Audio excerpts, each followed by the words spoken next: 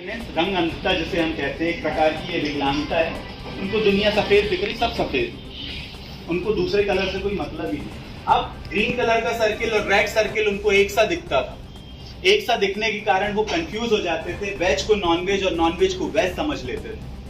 तो उस चीज को चेंज करके अप्रैल 2022 से रेड कलर का एक ट्राइंगल बना दिया गया और ग्रीन कलर का सर्किल रहने दिया गया। अब ट्राइंगल से समझ में आएगा कि ये प्रोडक्ट आपका नॉन वेजिटेरियन। तो अगर बाय डिफॉल्ट कोई वेंडर आपके यहाँ पहुंचा तो बोले हम ट्रेनिंग लेके आए भाई, हम बेवकूफ नहीं बनेंगे, है ना। तो बोले वो ट्राइंगल बन के आ गया, अब आपको पता ही नहीं है कि ट्राइंगल चेंज हो गया। तो आपने बोला नहीं हम ये प्रोडक्ट नहीं लेंगे, खराब। तो ऐसा नहीं है, ट्राइंगल जो है वो सर्टिफाइड कर दिया गया है गवर्नमेंट के द्वारा। Red triangle is for the non veg products. Azamgarh जिले में आयुक्त खाद्य सुरक्षा एवं औषधि प्रशासन उत्तर प्रदेश लखनऊ द्वारा दिए गए निर्देशों के क्रम में फास्टैग प्रशिक्षण का आयोजन किया गया, जिसमें 2 बैच में 30 खाद्य कारोबारकर्ताओं को भारतीय खाद्य सुरक्षा एवं मानक प्राधिकरण द्वारा अधिकृत प्रशिक्षक विवेक कुमार पाठक द्वारा प्रशिक्षण दिया गया। उन्होंने बताया कि कोरोना काल के बाद साफ सफाई एवं व्यक्तिगत स्वच्छता का महत्व बढ़ गया है। खाद्य पदार्थों के रखरखाव हेतु उपयुक्त तापमान सामान्यतः 5 डिग्री से 60 डिग्री के बीच होता है, जो जीवाणुओं को पनपने में बहुत सहायक होता है। खाद्य एवं कीटनाशक के पदार्थों को एकदम अलग अलग जगहों पर रखना चाहिए। इस प्रशिक्षण को खाद्य व्यापारियों ने आवश्यक एवं बहुत ही लाभदायक बताया। प्रशिक्षण में जनपद के विशिष्ट खाद्य कारोबारकर्ताओं के सहित जिला कारागार व जवाहर नवोदय विद्यालय से प्रतिनिधियों ने प्रशिक्षण प्राप्त किया। प्रशिक्षण में मुख्य रूप से सहायक आयुक्त खाद्य दीपक कुमार श्रीवास्तव, खाद्य सुरक्षा अधिकारी राम बुजावन चौहान, रामचंद्र यादव, संजय कुमार सिंह, राकेश कुमार शुक्ला, कीर्ति आनंद, प्रेमचंद अमरनाथ एवं अंकित कुमार सिंह सम्मिलित रहे। हमारे यहाँ की कोई बाल्टी अगर घर की खराब होगी तो बकेट को हमने उठा के डस्टबिन में, या किसी भी तरीके की ओपन डस्टबिन का हमने उपयोग कर दिया। कोई टब खराब हो गया, टब को हमने डस्टबिन बना दिया। ऐसा आप नहीं करते। आपको जो भी डस्टबिन रखनी है वो डस्टबिन आपकी ओपन एंड क्लोज डस्टबिन होनी चाहिए, जिनमें ढक्कन लगा होता है। आपने पैर से ऐसे पैडल दबाया, ढक्कन ओपन हुआ और डस्टबिन के अंदर आपने कचरा डाला। अब नॉर्मली डस्टबिन के अंदर डायरेक्ट आप कचरा डालेंगे, डायरेक्ट अगर आप कचरा डालेंगे तो वो कचरा आपकी डस्टबिन को खराब करेगा। इसलिए मार्केट में गार्बेज बैग्स आते हैं, प्लास्टिक की पॉलिथीन, ब्लैक कलर की, पूरा रोल आता है। उस पॉलिथीन का आप उपयोग कर सकते हैं डस्टबिन में लगाने के लिए कि डेली बेस पर आपका जो कचरा निकला है उसका डेली बेस पर आपको निपटारा करना जरूरी है। उसको बढ़िया आपने लिया, नीचे उसमें धागा होता है, फिर आपने उसको बांधा और जहाँ कचरा घर है आपका वहां पर जाकर आपने उसको अलग कर दिया। कई बार हमें खाना बनाते हुए, सर्व करते हुए या किसी न किसी कारण से हमें चोट लग जाती है। अब चोट लगने के बाद क्या होता है, हम उस घाव को खुला हुआ रखते हैं। उस घाव में हम हल्दी लगा लेते हैं, चूना लगा लेते हैं, या कई बार लाल मिर्च लगा लेते हैं जिससे कि खून वगैरह रुक सके। बट अनफॉर्चुनेटली कई बार वो जो आपका इंजरी है, वो जो कट है, उसमें आपकी क्या होती है, बैक्टीरिया आकर उसमें जमा होते चले जाते हैं। तो आपको कोई भी घाव अपनी दुकान में जब भी आप वर्क कर रहे हैं या आपको सर्दी खांसी है तो आपको फूड पार्टिकल्स को हैंडल करना ही नहीं। अगर चोट लगी हुई है, घाव आप खुला हुआ नहीं रख सकते, आपको पट्टी बांधना जरूरी है। देन पानी का जो हम उपयोग करते हैं, पानी की टंकियों की सफाई आप कितने दिन में करते हैं? 6 महीने। और कोई?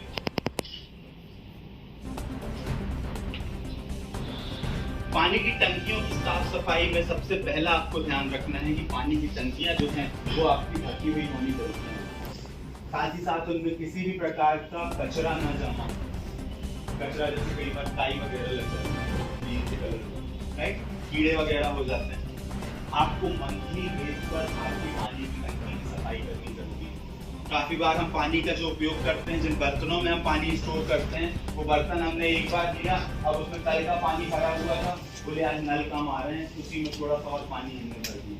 नहीं, आपका अगर कल का पानी है उस पानी को आपको पूरा अलग करना है, हल्के गर्म पानी और डिटर्जेंट से उस बर्तन को आपको धोना है। उसके बाद जाकर आपको नया पानी उसमें फिल आउट करना है, ताकि उसके जो भी बैक्टीरियाज वगैरह हैं वो सारे के सारे उसके खत्म हो जाए। बिकॉज आप बार बार ढक्कन ओपन करके पानी निकालते होंगे, या नल वगैरह का आप उपयोग करते हैं तो नल भी आपके सैनिटाइज होने चाहिए और लेंगे, राइट। और पानी का जो ISO लेवल होना चाहिए दैट शुड बी 10,500 ISO, 10,500। तो आप चाहें तो आप अपने पानी की टेस्टिंग करा सकते हैं, और पानी की टेस्टिंग कराने के बाद अगर आपके पानी का ISO लेवल ज़्यादा जा रहा है तो आप अपनी दुकानों में पोर्टेबल पानी उपयोग करने के लिए आप RO सिस्टम लगवा सकते हैं, अगर आपकी अच्छी यूनिट है, बढ़िया आपका काम चल रहा है, राइट।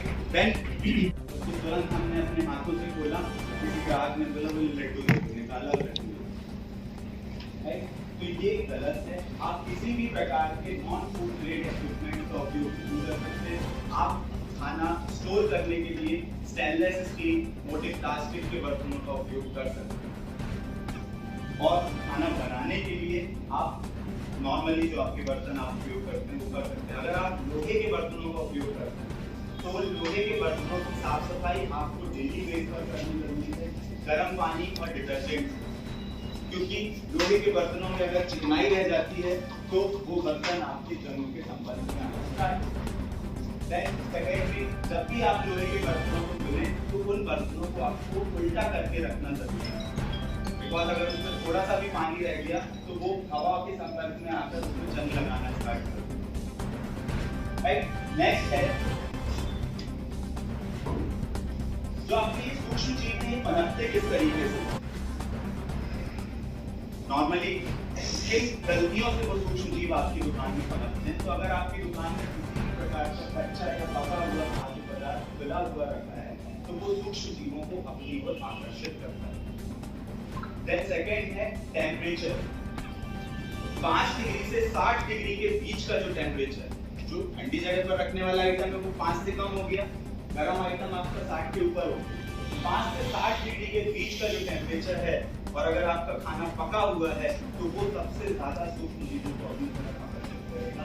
इस टाइम पीरियड, इस टेम्परेचर का जो टाइम पीरियड है 5 से 60 के बीच का, इसे हम कहते हैं टेम्परेचर डेंजर जोन या खतरा क्षेत्र भी इसे कहा जाता है। इस टाइम पीरियड में सबसे ज्यादा आपके माइक्रोबल ग्रोथ स्टार्ट होती है। अगर एक बंद कमरे में एक सिंगल माइक्रोब को भी रख दिया जाए तो उसको किसी दूसरे माइक्रोब की भी आवश्यकता नहीं है अपने आप को बढ़ाने के लिए। एक सिंगल माइक्रोब आने वाले 4 घंटे में अपनी 30 लाख से ज्यादा संख्या प्लस कर सकता है। 1 से 10, 10 से 100, 100 से 1000, 1000 से 10,000 ऐसे बढ़ते हैं। बिल्कुल आपकी दुकानों में जो भी अगर आपकी कांच की खिड़कियां हैं, दरवाजे हैं, उन वो अगर कहीं से टूटी फूटी हैं तो उनकी समय पर आपको मरम्मत करवाना जरूरी है। अगर जमीन के बीच में गैप आ जाता है, कहीं शटर ढीली हो जाती है, बार बार यूज करते तो उस शटर और जमीन के बीच के गैप को फिल कराना आपकी जिम्मेदारी है, शटर की मरम्मत कराना आपकी जिम्मेदारी है। शटर के पीछे साइड अगर आप चाहें तो एक मोटी आप बीट लगवा सकते हैं, मार्बल का टुकड़ा लगवाते हैं, रेजिन का टुकड़ा लगवाते हैं, मोटे लकड़ी का टुकड़ा लगवाते हैं, इससे बाहर से आने वाली जो भी फ्रेश फूड वो आपकी दुकान में देन एग्जॉस्ट फैन हमारे यहाँ लगे होते हैं, जब से लगे हैं तब से लगे ही, हमने कभी उनको धुला ही साफ किया ही। अब आपके किचन एरिया से उड़ने वाला जो धुआं है या ऑयल वगैरह और वो आपका बायोलॉजिकल ग्रोथ स्टार्ट कर देता है उस एग्जॉस्ट फैन, तो वो आपके किचन एरिया के अंदर का धुआं तो बाहर कर देता है, लेकिन माइक्रोबल ग्रोथ के कारण वो आपके खाद्य पर भी असर डालता है। तो आपको वीकली वाइज उस एग्जॉस्ट फैन को बढ़िया खोलना है, खोलने के बाद आपको उसको बढ़िया आयरन वाला मैजिक आता है, उससे आपको मिक्सर डिटर्जेंट के साथ आपको बढ़िया वॉश करना है। जिनमें कवर होता है, क्यों? क्योंकि आपको पता नहीं वो बल्ब कब आपका फूट जाए। अगर बाय डिफॉल्ट वो फूट गया, फूटने के बाद एक आध कांच का पार्टिकल आपके खाद्य पदार्थ में रह गया तो वो आपके खाद्य के लिए खराब हो सकता है, आपके कस्टमर को The next is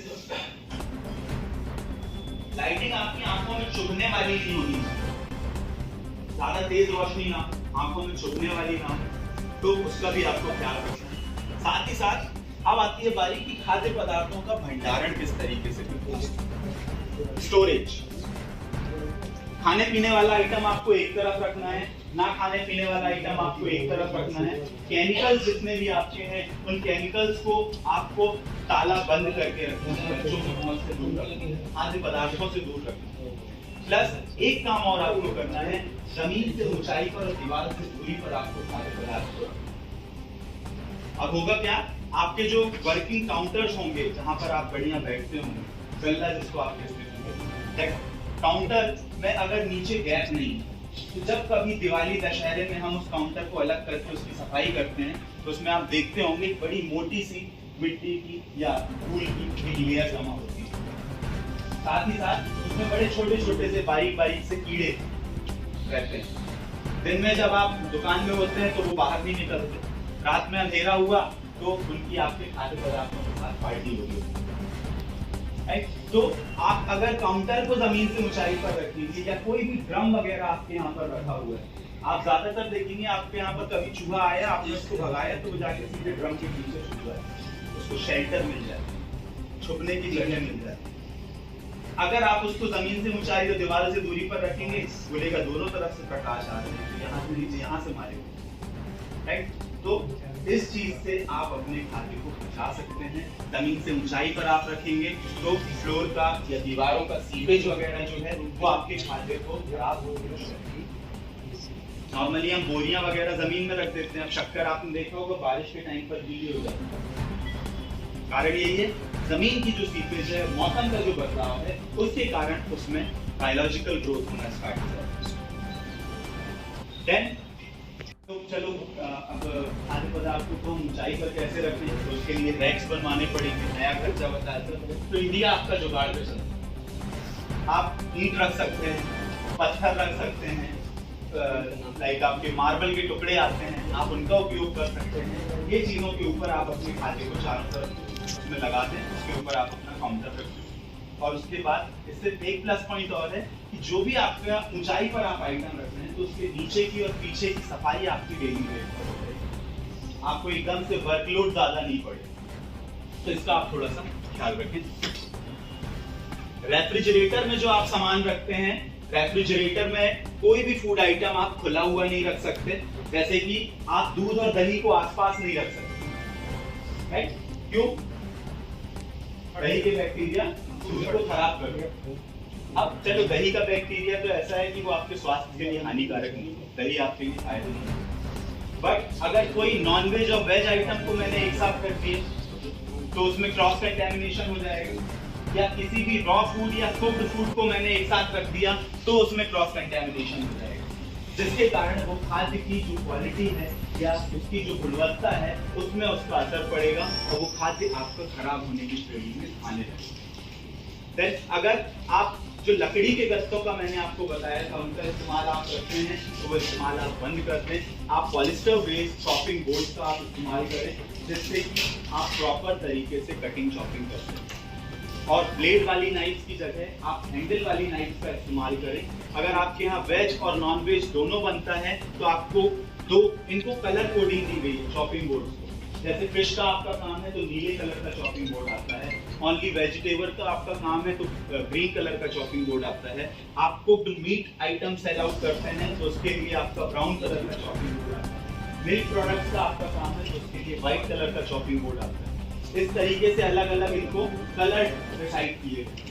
इसी कलर की आपकी नाइफ्स भी आती है तो उसमें आपको कंफ्यूजन नहीं रहेगा कि आपकी 4 काले कलर की नाइफ्स हैं तो आपने सोचा कि इस बार इससे मीट काट लिया, इस बार इससे सब्जी काट ली, तो वो गलत हो जाए। इससे बेटर है आप अलग अलग कलर्स की नाइफ भी रखें, अलग अलग कलर के चॉपिंग बोर्ड भी रखें, जिससे कि क्रॉस कंटैमिनेशन से आप अपने खाद्य को बचाते हैं। देन क्रॉस कंटैमिनेशन में तीसरा रोल प्ले जो करता है हैंड टू फूड। एक तो हो गया फूड टू फूड जिसमें खाने पीने के आइटम से खाने पीने में होता है, दूसरा इक्विपमेंट टू फूड और तीसरा है फूड टू फूड, मतलब कि सॉरी हैंड टू फूड, मतलब कि कई बार हमने रॉ मटेरियल को टच किया या चिकन वगैरह को हमने टच किया और तुरंत हमने जाकर अपना दूसरा खाद्य पदार्थ टच कर दिया, तो ऐसा आप नहीं कर सकते। किसी भी फूड पार्टिकल को जब आप टच कर रहे हैं उससे पहले आपको हैंड वॉश करना कंपल्सरी। नेक्स्ट पॉइंट आता है